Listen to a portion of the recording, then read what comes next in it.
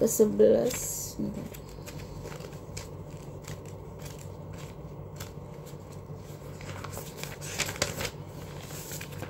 Ayat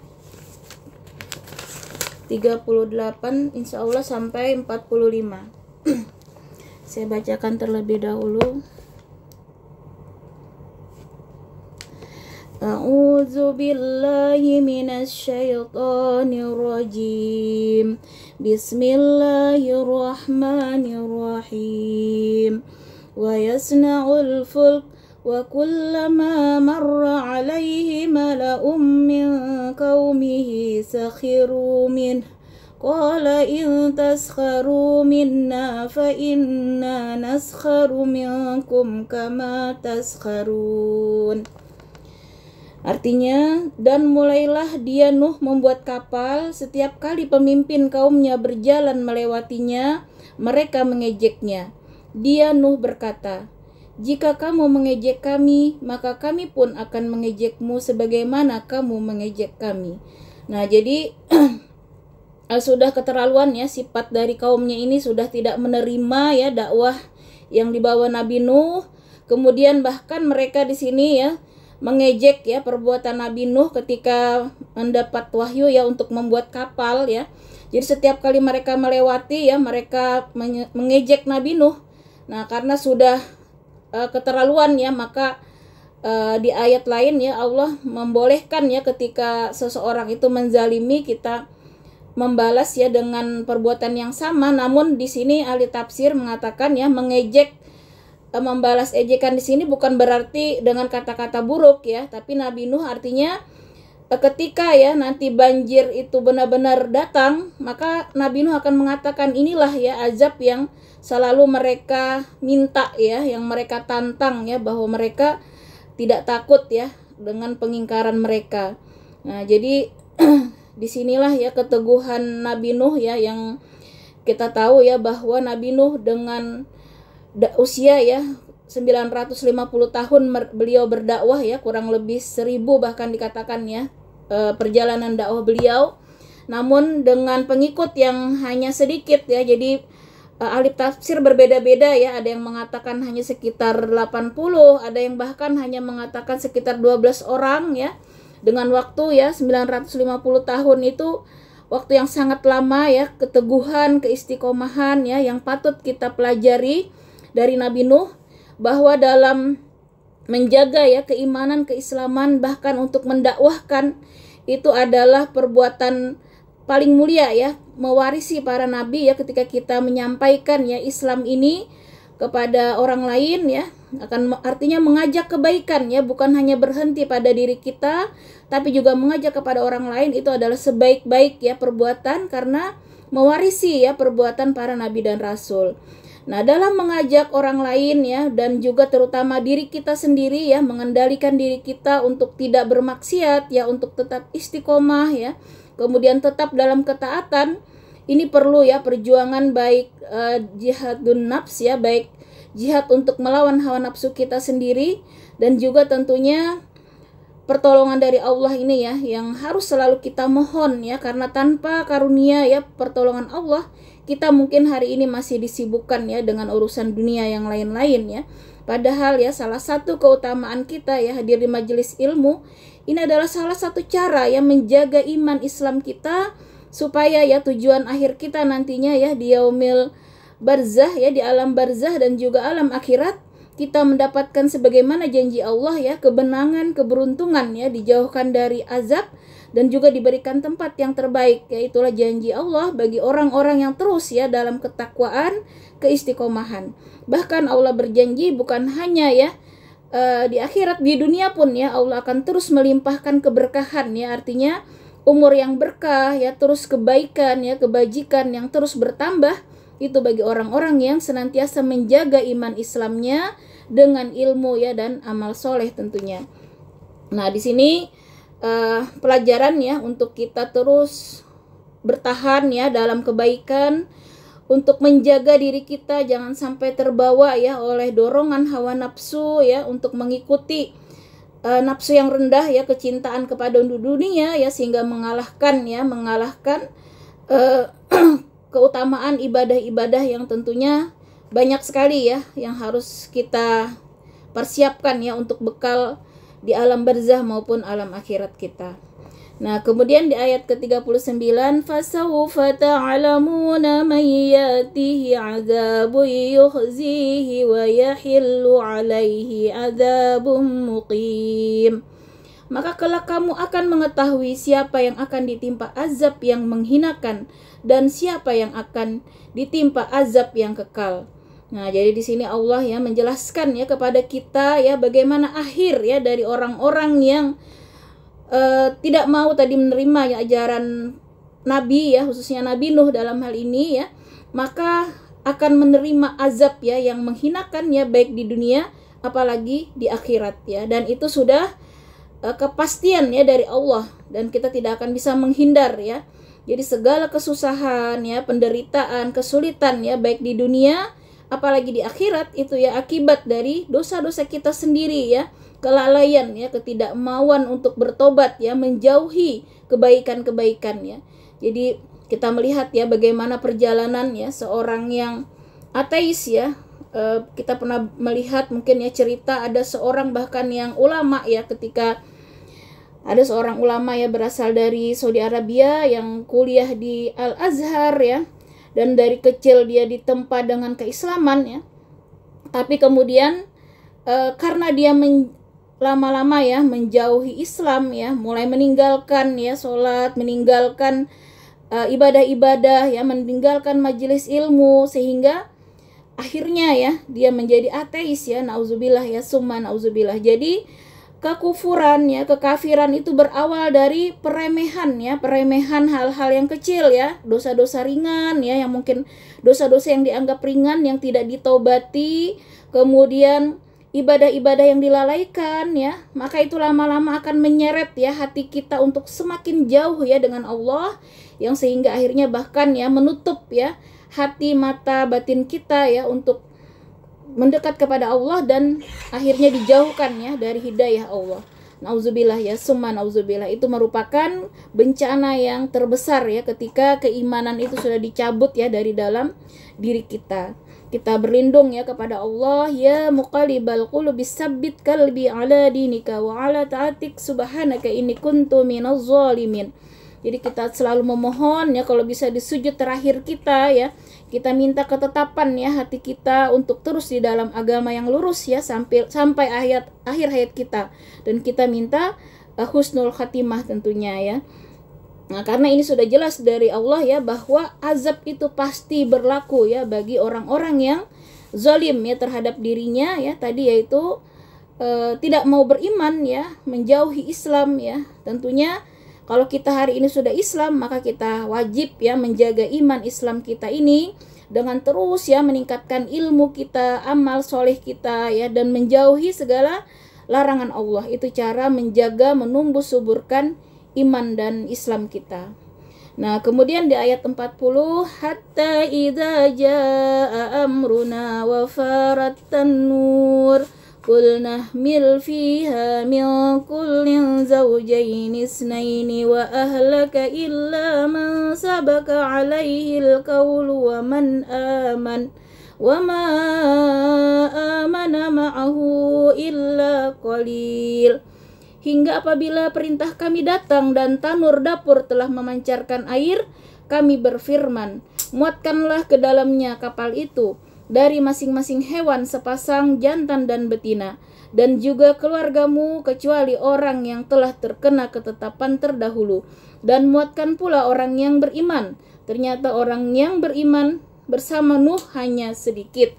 Nah, jadi di sini ya disampaikan setelah kapal itu jadi ya, jadi kapal yang dibuat Nabi Nuh itu sangat besar ya, ada yang mengatakan 3 tingkat ya, yang tingkat kedua itu hewan ya, tingkat ketiga itu manusia, walau alam ya, karena kalau di tafsir Al-Quran ya itu tidak dijelaskan secara rinci ya, hanya dari berita-berita Israiliyat biasanya yang mendetilkan ya, sebenarnya itu tidak valid ya, namun bisa kita bayangkan ya, semua hewan itu diambil sepasang-sepasang ya, gajah betina jantan ya, kemudian harimau, kucing, semua hewan yang ada saat ini ya, itu adalah sepasang-sepasang hewan yang diselamatkan ya atas perintah Allah ya.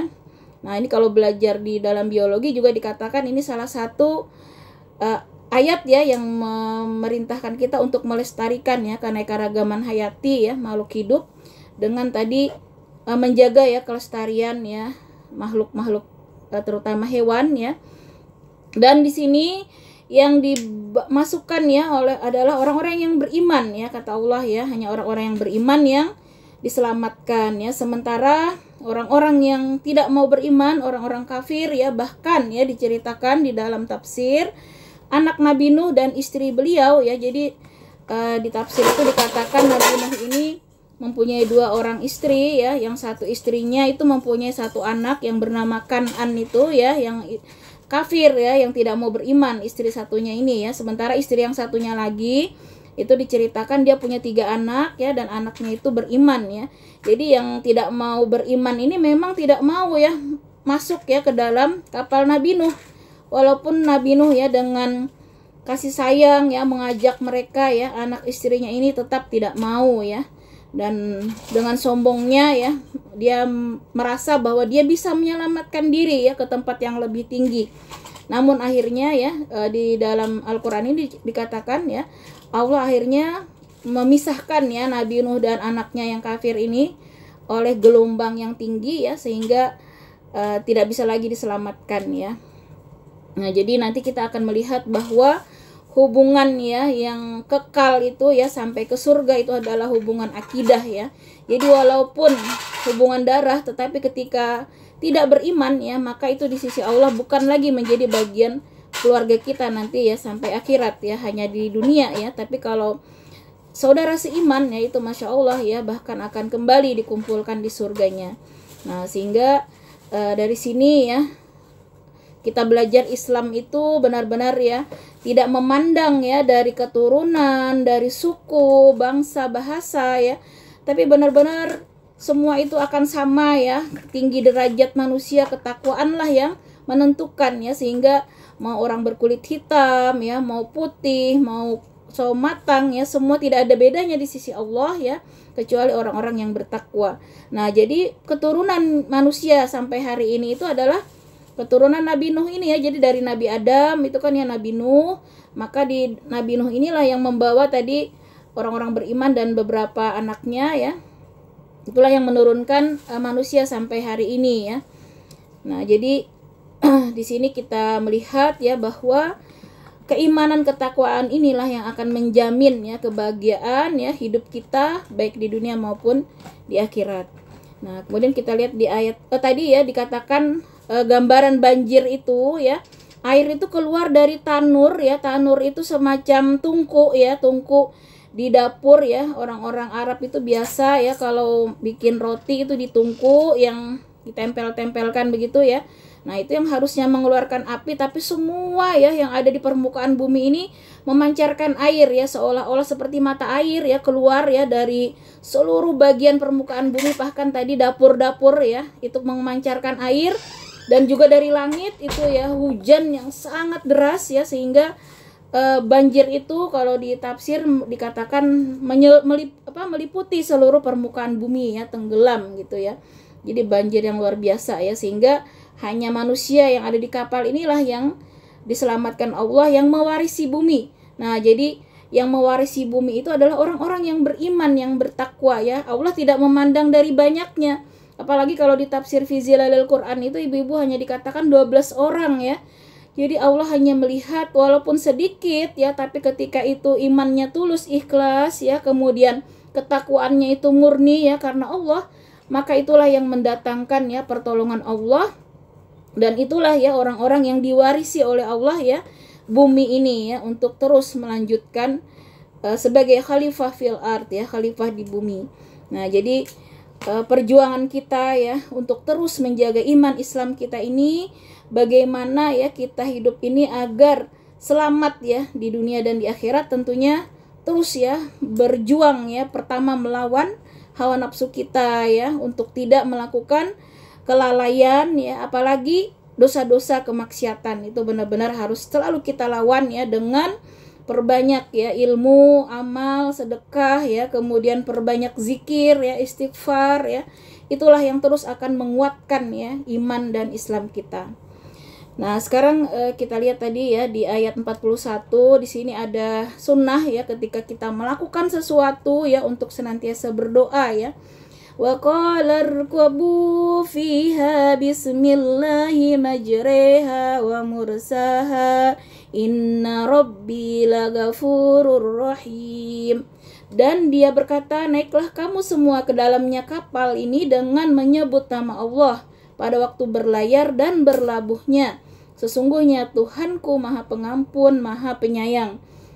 Nah, artinya di sini doa ini juga biasa ya kita baca ketika naik ya kendaraan ya. Ketika berada di kendaraan, baik mau naik maupun mau sampai ya, kita di sini diperintahkan ya untuk berdoa. Minimal ya kalau kita tidak hafal doa-doa khusus ya, minimal kita mengucapkan basmalah ya. Artinya kita di sini benar-benar mengandalkan ya pertolongan, kekuatan Allah ya, karena tanpa pertolongan ya dan kekuatan dari Allah kita tidak akan bisa ya sampai misalnya di pesawat mulus kembali selamat, itu kalau bukan karena pertolongan Allah. Jadi jangan pernah ada rasa karena hebatnya kita misalnya ya selamat ya, karena kita ini soleh misalnya, nauzubillah ya, kita sesoleh-solehnya itu masih banyak ya dosa, kita itu tidak pernah lepas ya dari dosa ya. Sekelas nabi ya, nabi-nabi saja itu mereka tidak mau ya memberi syafaat ya, kecuali Rasulullah Shallallahu Alaihi Wasallam ya, karena mereka merasa ada dosa ya. Sementara kita ya, kalau kita merasa hebat dengan amal kita, itu sungguh ya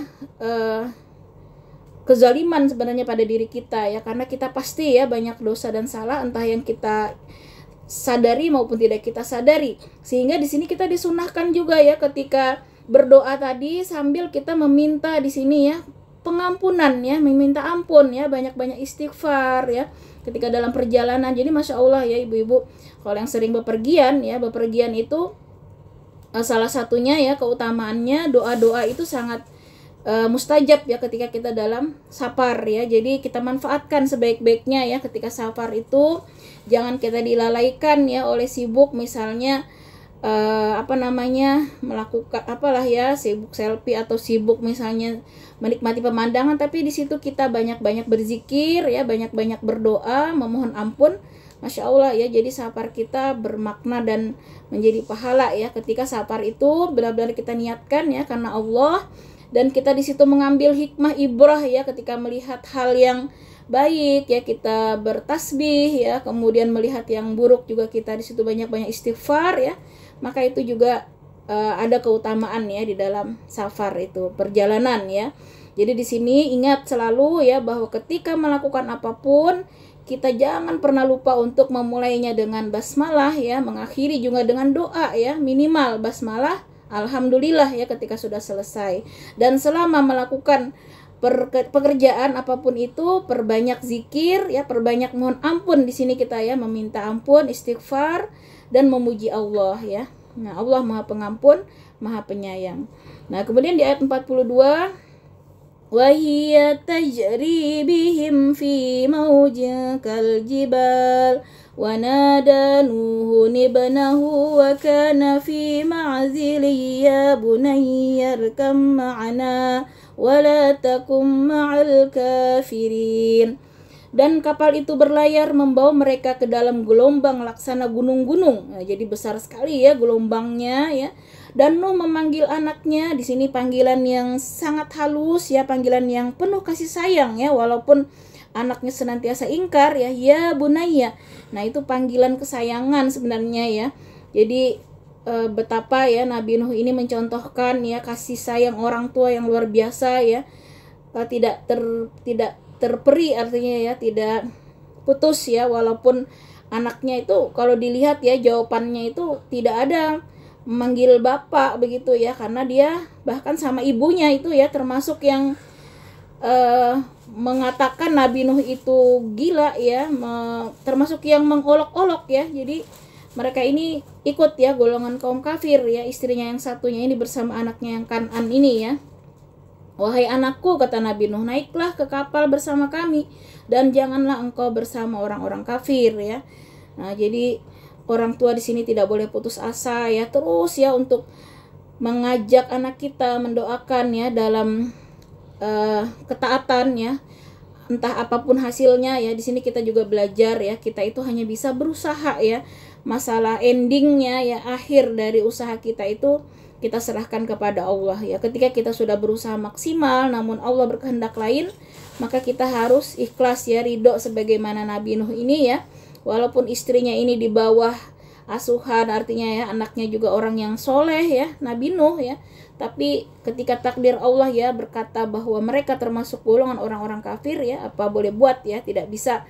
Sekelas Nabi pun ya tidak bisa memberikan hidayah ya, hidayah itu mutlak dari Allah ya. Jadi kita hanya diperintahkan untuk berusaha secara sungguh-sungguh ya, semaksimal mungkin. Kemudian di ayat 43, Qala sa'awi ila jabali ya'simuni minal ma' Qala la 'asimal yawma min amrillahi illa man rahim wa hala bainahumal mawju fakana minal mughraqin.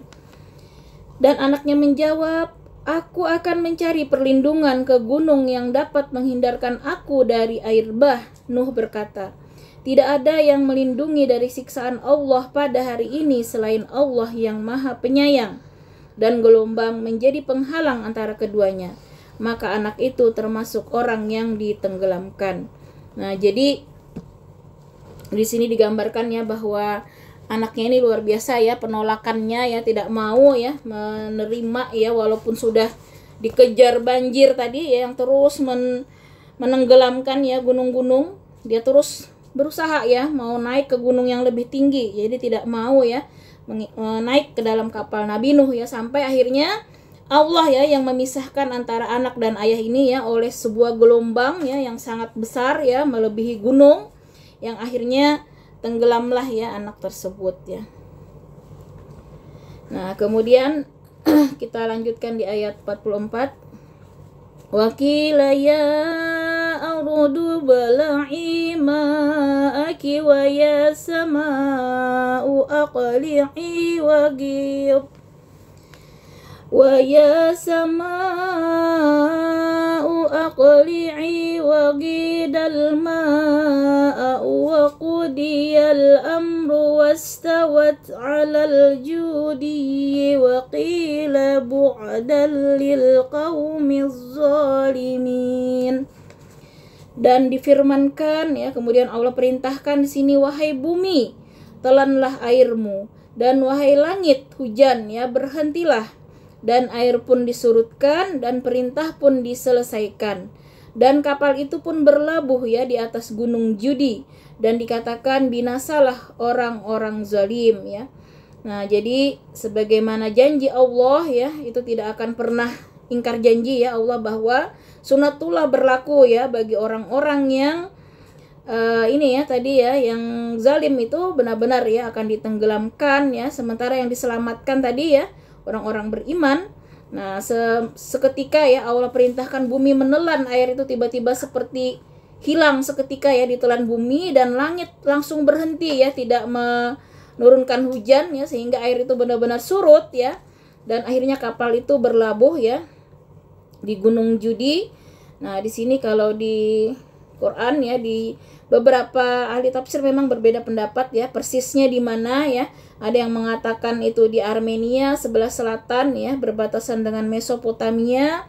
Ada juga yang mengatakan di daerah Yaman, ada yang mengatakan juga di daerah Turki, walau alam ya untuk tepatnya ya. Nah, jadi disitulah akhirnya berlabuh ya kapal tersebut, dan akhirnya mereka memulai kehidupan baru ya, berawal dari situ ya, Gunung Judi. Nah, sekarang kita lihat di ayat terakhir. Wa nada Nuhur rabbahu faqala rabbi inna bani min ahli wa inna wa'adakal haqqu wa anta ahkamul hakimin. Dan Nuh memohon kepada Tuhannya sambil berkata, ya Tuhanku, sesungguhnya anakku adalah termasuk keluargaku, dan janjimu itu pasti benar. Engkau adalah hakim yang paling adil.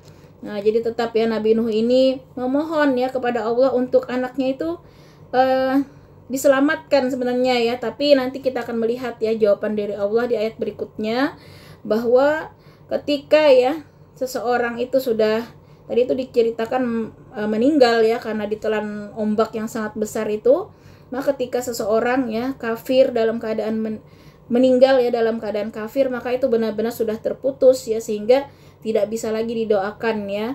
Termasuk Nabi Ibrahim ya, pernah juga disampaikan oleh Allah ya, bahwa ketika Nabi Ibrahim ya memohonkan ampunan untuk bapaknya ya, bapaknya kan kafir ya, maka Allah sampaikan bahwa tidak bisa lagi ya didoakan ketika sudah meninggalnya ya. Tapi kalau misalnya masih hidup ya, itu masih bisa kita doakan ya, kita doakan untuk mendapat hidayah ya. Tapi kalau sudah meninggal ya sudah selesai, berarti dakwah itu udah tidak bisa lagi ya, karena dia sudah ditentukan akhirnya ya. Nah, seperti itu ya untuk materi kita pada hari ini. Semoga Allah senantiasa ya dengan Al-Quran ini menguatkan iman Islam kita. Semoga Allah ya mengkaruniakan kita istiqomah ya sampai akhir kita. Mudah-mudahan kita semua ya termasuk dalam golongan yang dibangkitkan nantinya ya dalam keridaan Allah ya, dan meninggal kita semuanya mudah-mudahan husnul khatimah.